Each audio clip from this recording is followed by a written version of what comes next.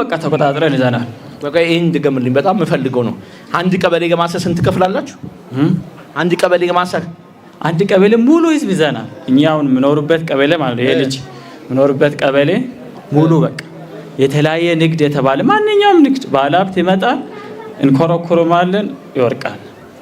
እስከ 100 ሚሊዮን ካፒታል አለን በአንድ ቀበሌ። ሙሉ የህዝቡን እድል ወደኛ ነው የምንወስደው። በቃ ይሄን በደንብ አዳምጡ። ምነግራችሁ ነገር ሁሉ ጊዜ ይሄ ነው። የሰፈር መታት ሰፈር በሙሉ ሚይዝ መንፈስ ማለት ይሄ ነው።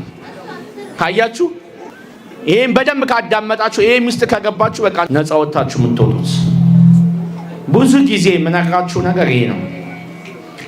ካደጋችሁበት ሰፈር ውጡ፣ ካብሮ አደጋችሁ ተለዩ። ካለበዚያ አታድጉም፣ አትለወጡም። ምራችሁ ለዚህ ነው። ሰፈር ይያዛል፣ ሰፈር ይታሰራል። ምራችሁ ይሄ ነው። እንዲህ አዲስ አበባን ሰፈሮች እየጠራን እኮ እዚህ እንደመሰሳለን።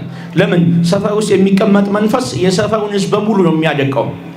ጥቂት ሀብታም የሆኑት ብዙ ሰዎችን ድሃ አድርገው ነው፣ በመንፈስ ሰልበው ነው። ሌላ ምንም ጉዳይ የለውም።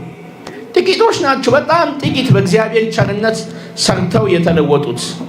ብዙዎቹ ግን ብዙ ህዝብ ሰልበው። እንዴት ቀበሌ የሚያህል ህዝብ ትሰልባለህ? እኔ መጀመሪያ እኮ ማለት ነው ኦርቶዶክሶች መሰቃየት አለባቸው። ስለዚህ የኔ ደቀ መዛሙርቶች ደግሞ አይዛብ አሉ። እኛን ኦርቶዶክሶችን ሲያሰቃዩ እኔ ደግሞ ያንን ፈልጋለሁ፣ ሰጥቶ መቀበል ማለት ነው። ሌላ ሐሳቤ ማለት ነው። ለምንድን ነው ኦርቶዶክስ ማድቀቅ የፈለገው? ታዲያ ምኑን ነው ወርኩት?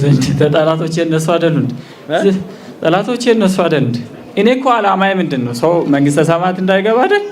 ሰው ገነት በገባ ቁጥር ዳግም ምጽአት ወደዚህ ይመጣል፣ መጨረሻ ይመጣል። ያንን መዋጋት አለብኝ። በአንድ ድንጋይ ሁለት ወፍ ማለት ነው። በዚህ ኦርቶዶክስ